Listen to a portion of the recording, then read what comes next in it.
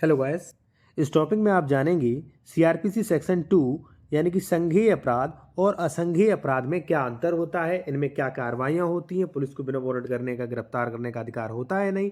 यदि आप एक लॉ के स्टूडेंट हैं या आप कानून के जानकारी रखना पसंद करते हो तो आप इस चैनल को सब्सक्राइब करके बेल आइकन दबा दीजिए।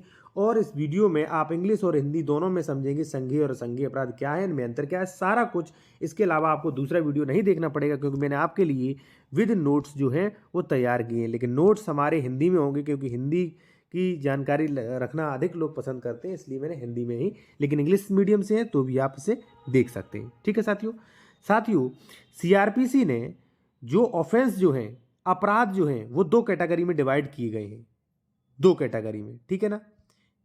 पहला संघीय अपराध यानी कि इंग्लिश में से कॉन्ग्रेसिबल ऑफेंस कहते हैं, दूसरा असंघीय अपराध इंग्लिश में से नॉन कॉन्ग्रेसिबल ऑफेंस कहते हैं। ये जो है ये सीआरपीसी सेक्शन 2 में दिए गए हैं, इन दोनों की परिभाषा। अभी मैं आपको जब कंपेयर कराऊंगा तो ये सारा कुछ आपको समझ में आएगा। इसके अलावा आपको कोई भी दूसरा वीडियो नहीं देखना पड़ेगा। तो चलिए टॉपिक शुरू करते हैं। साथियों, जब आप सीआरपीसी सेक्शन 2C देखते हैं, 2C, ठीक है ना, तो वहां पे लिखा है संघीय अपराध यानी कि कॉन्ग्रेसिबल ऑफेंस। ठीक है, पहले इसे हिंदी और इंग्लिश की भाषा में समझ लीजिए, फिर मैं आपको स्पष्ट नॉर्मली भाषा में समझाऊंगा। ठीक है, ऐसे अपराध अभिप्रेत है जिसके लिए संघीय मामला ऐसा मामला से अभिप्रेत है जिसमें पुलिस अधिकारी प्रथम अनुसूची के तत्समय प्रवर्त किसी भी अन्य विधि के अनुसार वारंट के बिना गिरफ्तार कर सकता है। साथियों, सीधी बात यह है, अपराध को दो कैटेगरी में बांटा गया है। पहला संघीय अपराध कौन से होते हैं? ऐसे अपराध से विपरीत जो संघीय मामला हो, यानी कि जो गंभीर मामला हो। संघीय माने संगीन अपराध, गंभीर मामला। ठीक है, जिसमें पुलिस अधिकारी, any police officer arrested without warrant, यानी कि कोई भी पुलिस ऑफिसर है वो आपको विदाउट वारंट गिरफ्तार करने का अधिकार रखता है। यदि आपने कोई भी संघीय मामला किया है या किसी ने भी कोई संघीय मामला किया है जो संघीय मामला की श्रेणी में आता है, उसे पुलिस ऑफिसर विदाउट वारंट जो है वो अरेस्ट कर सकता है, गिरफ्तार कर सकता है। ठीक है, देखिए साथियों, अब आप कहेंगे संघीय अपराध में कैसे पता लगाऊं ये संघीय अपराध है कि नहीं। देखिए साथियों, अभी आपको सब कुछ समझ में आ जाएगा, लेकिन नहीं, फिर भी मैं आपको क्लियर करता चलूं कि संघीय अपराध यानी कि गंभीर अपराध। ठीक है, गंभीर अपराध। अब गंभीर अपराध क्या? गंभीर अपराध भी क्या श्रेणी में रखे गए? जिनमें 3 वर्ष, ठीक है ना, जिनमें 3 वर्ष या इससे अधिक का कारावास है, तो ऐसे अपराध संघीय अपराध कहलाएंगे। साथियों, नॉन कॉन्ग्रेसिबल ऑफेंस जिनमें पुलिस ऑफिसर को विदाउट वारंट यानी कि किसी भी मजिस्ट्रेट का वारंट नहीं चाहिए, वो आपको गिरफ्तार कर लेगा। ठीक है, ठीक है। एक बात और, इसमें 3 वर्ष या 3 वर्ष से अधिक जितने भी वो संघीय अपराध की श्रेणी में आते हैं, जिनमें पुलिस को बिना वारंट गिरफ्तार करने का अधिकार है। आप शुद्ध हिंदी में समझ लीजिए। ठीक है, अब साथियों बात करेंगे हम असंघीय अपराध यानी कि नॉन कॉन्ग्रेसिबल ऑफेंस, जो कि सेक्शन 2L में दिए गए हैं।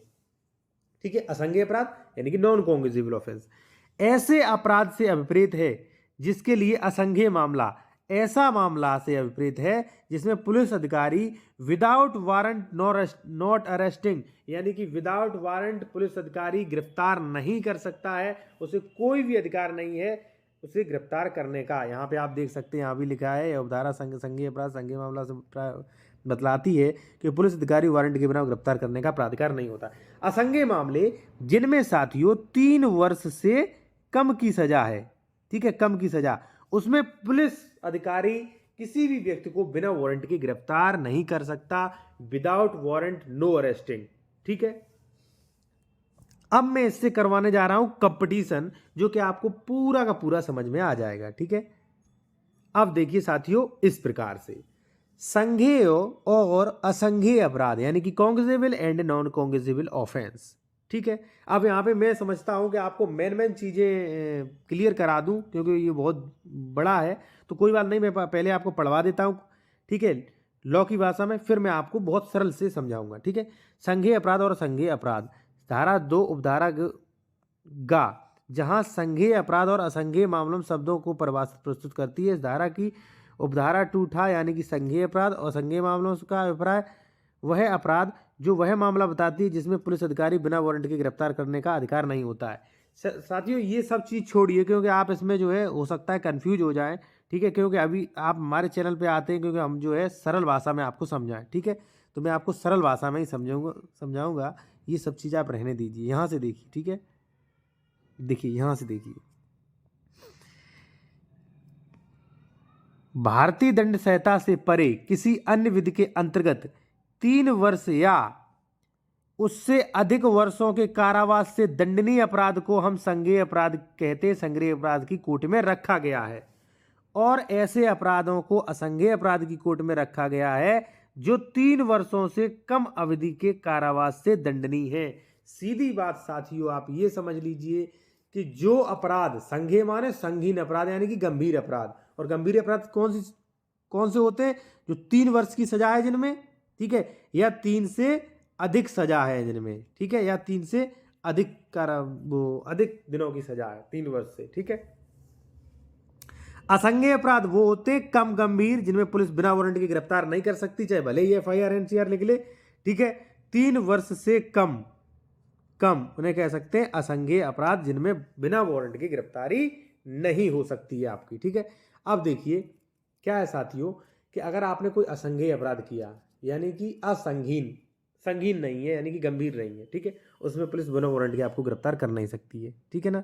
और आपने कोई संज्ञेय अपराध किया तो पुलिस को वारंट लेने की जरूरत नहीं है, आपको तुरंत गिरफ्तार कर लेगी, ठीक है। अब यहाँ पे देख लीजिए, संज्ञेय अपराध के मामलों में पुलिस अधिकारी किसी भी व्यक्ति को मजिस्ट्रेट द्वारा जारी किए गए वारंट अथवा प्राधिकार के बिना भी गिरफ्तार कर सकता है और मजिस्ट्रेट के किसी आदेश तथा निर्देश के बिना भी इस मामले का अन्वेषण कर सकता है।